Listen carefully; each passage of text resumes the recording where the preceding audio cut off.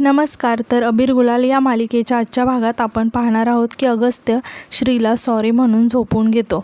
आता अगस्त्य झोपलेला बघून श्री उठून बसते आणि अगस्त्यकडे बघून मनातच म्हणते की कसली आहेस ग श्री तू?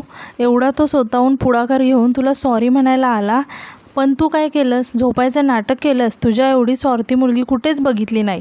आणि अशीच जर वागत राहिलीस ना तर तुझ्यामध्ये आणि त्या शुभ्रामध्ये काय फरक राहिला? आणि ती अगस्त्यकडे बघून म्हणते की हजबंड, तुझ्याबद्दल माझ्या मनात काय आहे माहिती आहे मला. मीच खुळी आहे. मलाच कळत नाही की काय होतं आहे मला. हजबंड सॉरी बरं का. मी झोपले नव्हते, जागीच होते, रुसले होते. तसं वागलासच तू कसं कळत नाही याला? किती झालं तरी बाईसाहेब तुझ्या आई आहेत. आणि एवढं सगळं मनात होतं तर उठून बोलायला काय झालं होतं तुला? तू जाम खुचकट आहे, मला माहिती आहे. मला तुला सॉरी म्हणायचं आहे खरं, पण आता सॉरी कसं म्हणू? उठवू का याला परत? आणि परत ती स्वतःशीच म्हणते की नाही नको, आणि ती उठून बाहेर निघून जाते. आता यानंतर आपण पाहतो की सुलक्षणाताईसुद्धा जाग्याच असतात. त्या खूपच रागामध्ये विचार करत बसलेल्या असतात. त्यांना अगस्त्यचं बोललेलं आठवत असतं. तेव्हा तिथे शुभ्रा येते आणि सुलक्षणाताईंना असं बघून ती खुश होऊन मनातच म्हणते की म्हणजे या बाईचा अजून राग गेलेला नाही आहे. शुभ्रा, लोहा गरम आहे, मार दो हातोडा, असं म्हणून ती सुलक्षणाताईंना आवाज देते. ती सुलक्षणाताईंसाठी जेवण घेऊन आलेली असते. ती सुलक्षणाताईंजवळ येऊन म्हणते की आईसाहेब, उपाशीपोटी झोप नाही लागणार तुम्हाला. प्लीज थोडंसं खाऊन घ्या. एकदा बघा तरी, मी तुमच्या आवडीचं सगळं आणलं आहे. आणि ती काय आणलं आहे ते सांगते आणि म्हणते की घ्या ना खाऊन. सुलक्षणाताई आश्चर्याने तिच्याकडे बघत म्हणतात की तुला कसं कळलं की आम्हाला या गोष्टी आवडतात? शुभ्रा म्हणते की एकदा तुम्ही बिझनेस मॅगझिनसाठी इंटरव्ह्यू दिला होता ना, त्यात मी वाचलं होतं. सुलक्षणाताई म्हणतात की फॉलो करतेस आम्हाला? शुभ्रा म्हणते की हो आईसाहेब, मी तुम्हाला खूप फॉलो करते. निंबाळकर ग्रुप ऑफ इंडस्ट्रीजची काळजी घ्यायची आहे ना मला. आणि खरं सांगू का, तुम्ही आदर्श आहात माझा. आणि हे लग्न व्हायच्या खूप आधीपासून मी तुमचे सगळे इंटरव्ह्यू वाचते, सगळं फॉलो करते मी तुमचं. पण सुलक्षणाताई शांतच असतात. मग शुभ्रा म्हणते की ते जाऊ द्या आईसाहेब, चला तुम्ही खाऊन घ्या बरं थोडंसं. सुलक्षणाताई म्हणतात की नाही शुभ्रा, आमची कशावरच इच्छा नाही आहे, असं म्हणून त्या तिथून बाजूला जाऊन उभ्या राहतात. शुभ्रा मनातच म्हणते की बापरे, या म्हातारीने हे प्रकरण खूपच मनाला लावून घेतलं आहे.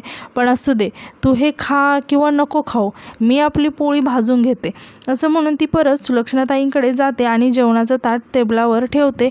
आणि सुलक्षणाताईंना विचारते की आईसाहेब, मी तुमची मनस्थिती समजू शकते. तुम्हाला जे वाटतं ते अगदी स्वाभाविक आहे. तुम्ही बसून घ्या आधी, असं म्हणून ती सुलक्षणाताईंना खुर्चीवर बसायला सांगते आणि म्हणते की आईसाहेब, जो मुलगा तुम्हाला दैवत मानतो, तुमच्या सांगण्यावरून तो रस्त्यावरच्या एका मुलीच्या गळ्यात मंगळसूत्र घालतो, ज्या आईला तो आपलं सर्वस्व मानतो, त्या आईला तो सगळ्यांसमोर नको नको ते बोलतो. आईसाहेब, मी समजू शकते तुम्हाला काय वाटतं ते. तुमचं मन दुखावणारच नाही सगळं असं झाल्यानंतर, कोणाचंही दुखेल, स्वाभाविकच आहे ते. आणि खरं सांगू का, अगस्त्य जे वागला आहे ना ते मलासुद्धा पटलेलं नाही. तो कसा वागू शकतो असं तुमच्याशी? सुलक्षणाताई काहीच न बोलता टेन्शनमध्ये शांत बसलेल्या असतात. शुभ्रा हसत मनातच म्हणते की लगा तीर निशाने पे. सुलक्षणाताई म्हणतात की तसं पाहिलं तर तो काही चुकीचं बोललेला नाही आहे शुभ्रा. इनफॅक्ट तो बोलला याचा आम्हाला अजिबातच वाईट नाही वाटलं. हे ऐकून शुभ्रा खूप टेन्शनमध्ये येते आणि विचारते की म्हणजे? सुलक्षणाताई म्हणतात की आमचे संस्कार आहेत त्याच्यावर. तो जे काही बोलेल ते सारासार विचार करूनच बोलेल, याची खात्री आहे आम्हाला. शुभ्रा घाबरून म्हणते की नाही म्हणजे आईसाहेब, तुम्ही काय म्हणताय ते मला नाही समजत आहे. सुलक्षणाताई उठून उभ्या राहत म्हणतात की म्हणजे शुभ्रा, काहीही झालं तरी देवा ब्राह्मणांच्या साक्षीने लग्न झालं आहे त्याचं त्या मुलीसोबत. नात्याने दोघे नवरा बायको आहेत आणि ती मुलगी निंबाळकरांची सून आहे. त्यामुळे अगस्त्य त्याच्या बायकोची बाजू घेतो तर यात गैर काहीच नाही आहे. पण ती बायको, ती बावळट मुलगी आहे याचं वाईट वाटतं आम्हाला. हे सगळं ऐकून शुभ्राला खूप राग येतो. आता सुलक्षणाताई म्हणतात की तो बोलला याचा आम्हाला वाईट वाटलं नाही, पण तो त्या मुलीसाठी बोलला ना, या गोष्टीचंच वाईट वाटतं आम्हाला. शुभ्रा रागाने मनातच म्हणते की यार, काय बाई आहे ही. अगस्त्य जरा काही इमोशनल होऊन बोलला की लगेच पागळते, मूर्ख कुठली. आता ही बाई असा विचार करते म्हणजे उद्या ही श्रीलासुद्धा स्वीकारेल. आणि घाबरून मनातच म्हणते की नाही नाही, असं नाही होऊ शकत, मलाच काहीतरी करावं लागेल. आणि ती सुलक्षणाताईंना म्हणते की तुम्हाला फक्त याचंच वाईट वाटलं का आईसाहेब? सुलक्षणाताई म्हणतात की नाही, अजून एका गोष्टीचं वाईट वाटलं आम्हाला. शुभ्रा विचारते की कोणत्या?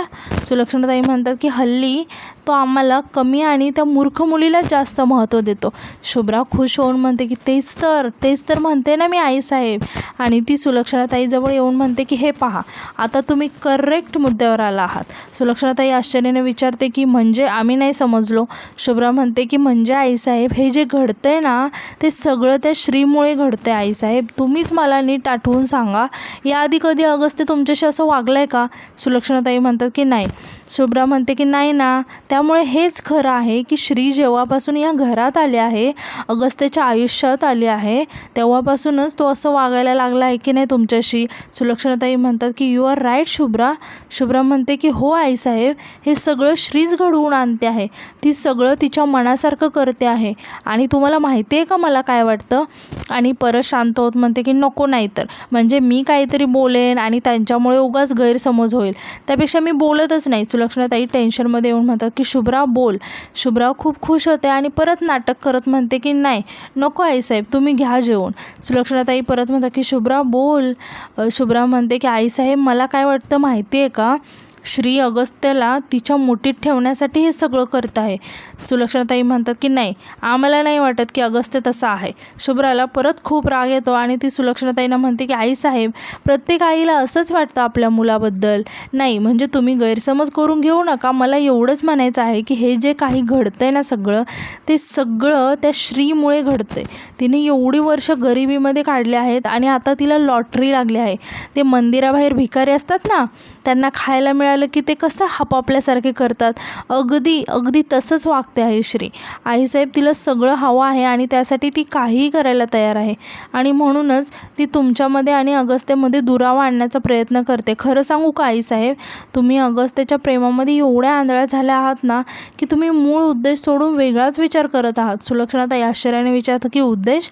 कोणता उद्देश? शुभ्रा म्हणते की तुम्ही विसरलात की काय? तुम्ही मला या घरात का घेऊन आला होतात?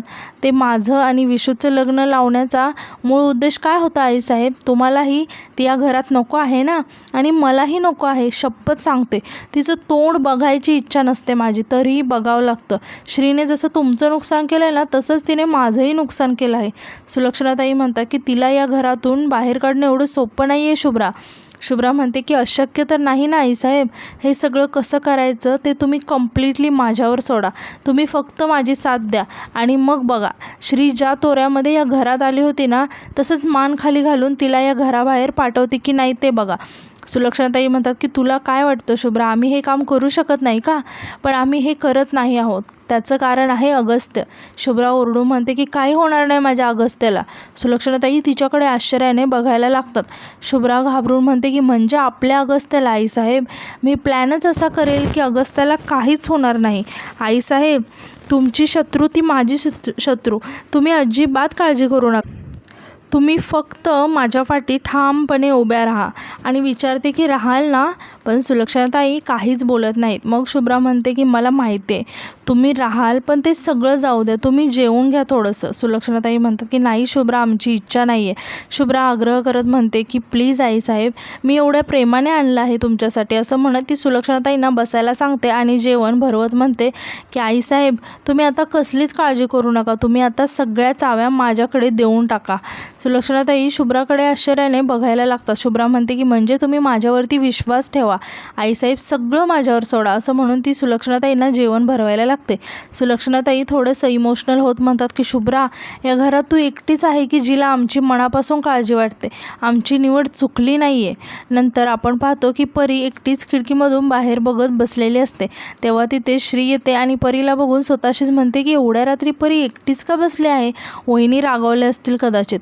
असं म्हणून ती परीजवळ जाते आणि तिला म्हणते की ए पोरी, काय झालं? एकटी का बसलेस तू? झोप येत नाही आहे का? पण परी काहीच बोलत नाही. श्री म्हणते की का तुला आमच्या खोलीमध्ये यायचं आहे का? चल मी घेऊन जाते. परी म्हणते की नाही. श्री म्हणते की मग गोष्ट ऐकायची आहे का तुला? पण मी गोष्ट सांगितलं गपचूप झोपायला जायचं तरच मी सांगणार. परी म्हणते की अगं मी मून बघते आहे, बघ ना किती छान दिसतो आहे ते. मग श्री पण बघते आणि म्हणते की हो, खूपच सुंदर आहे ना. मला पण 101% खात्री आहे तुला गोष्ट ऐकायची आहे. म्हणजे तुझ्या काकासारखी मी इंग्लिशमध्ये गोष्ट नाही सांगू शकत, पण तुला चल रे भोपळ्या टुणूक टुणूकची गोष्ट माहिती आहे का, किंवा कोल्ह्याची? ऐका मी सांगते तुला. परी म्हणते की नाही गं, मला आज गोष्ट नाही ऐकायची. श्री म्हणते की मग रात्रभर काही चंद्रच बघत बसणार आहेस का? परी म्हणते की अगस्त्य काकाच तर म्हणाला होता आपण गाणं गायचं, आपण खूप धमाल करायची, रात्र जागवायची. आणि आई म्हणाली होती ना ते काहीतरी कोजागिरी करतात. मग श्री विचारते की पण जागायचं का असतं रात्रभर? मग परी अगस्त्यने तिला कोजागिरीचा अर्थ सांगितलेला श्रीला सांगते आणि म्हणते की म्हणून मी झोपले नाही, मी झोपले तर मला आशीर्वाद कसा मिळणार? श्री म्हणते की परी मग मी पण तुझ्याबरोबर जागी राहते, मग आपल्या दोघींना पण आशीर्वाद मिळेल. आणि म्हणते की पण परी आहे ना, बाकीच्या लोकांना नाही ना आशीर्वाद मिळणार? परी म्हणते की बाबा तर सांगत होता तो त्याच्या लहानपणी कोजागिरी सेलिब्रेट करायचा, पण मी तर नाही बघितलं कशी साजरी करतात गो कोजागिरी. श्री म्हणते की तुला कोजागिरी पौर्णिमा साजरी करायची आहे का? चल मग आपण करू. हे ऐकून परी खूप खुश होते आणि श्री मग म्हणते की तू एक काम कर, तू सगळ्यांना जाऊन उठव, तोपर्यंत मी मसाला दूध बनवते. मग परी खुश होऊन आनंदाने सगळ्यांना बोलवायला जाते आणि श्रीसुद्धा मसाला दूध बनवायला जाते. तितक्यात तिथे शुभ्रा येते आणि खिडकीतून बाहेर चंद्र बघत स्वतःशीच म्हणते की आता बघ याला कसं ग्रहण लावते ते. नंतर आपण पाहतो की श्री मसाला दूध बनवत असते. आता इकडे शुभ्रा अगस्त्याच्या खोलीमध्ये येते आणि अगस्त्याला सोफ्यावरती असं झोपलेलं बघून म्हणते की बापरे अगस्त्य, बघ स्वतःला काय अवस्था झाली आहे तुझी. आणि ती श्री स्वतःला प्रिन्सेस समजते आणि तुला तिचा नोकर. पण तू काय करू शकतोस? तू त्या खुळचट, आणि ती बोलते की खुळचट मुला, तुझं लग्न माझ्याशी झालं असतं ना तर मी ही वेळच येऊ दिली नसती. आणि तू पण इतकं मनाला लावून घेऊ नकोस. होतं असं कधी कधी, आपण नाही का कितीतरी वेळा ऑनलाईन ऑर्डर करतो, आवडले नाही तर रिटर्न करतो, तसंच आहे.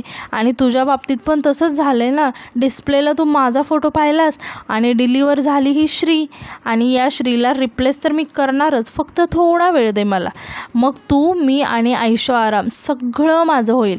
आणि ती अगस्त्यकडे बघते आणि दरवाजा बंद करून घेते आणि अगस्त्यजवळ जाऊन त्याला हात लावणार इतक्यात अगस्त्य जागा होतो आणि शुभ्राकडे बघून एकदम दचकतो आणि तिला विचारतो की शुभ्रा तू? शुभ्रा त्याला विचारते की अगस्त्य, अरे काय झालं, एवढा का दचकला, घाबरलास का तू? तर यावर अगस्त्य म्हणतो अगं नाही, घाबरलो नाही, ते जस्ट झोपलो आणि तो बेडकडे बघते. बेडवर श्री नसलेले बघून त्याला काही समजत नाही. मग शुभ्रा अगस्त्याला विचारते की म्हणजे सॉरी, माझ्यामुळे तुझी झोपमोड तर झाली नाही ना? तर अगस्त्य म्हणतो की नाही अगं, आणि तो इकडे तिकडे बघायला लागतो आणि उठून उभे राहतो आणि जायला लागतो. शुभ्रा त्याला विचारते की काय झालं, काय बघतोस? आणि ती अगस्त्याचा हात पकडते.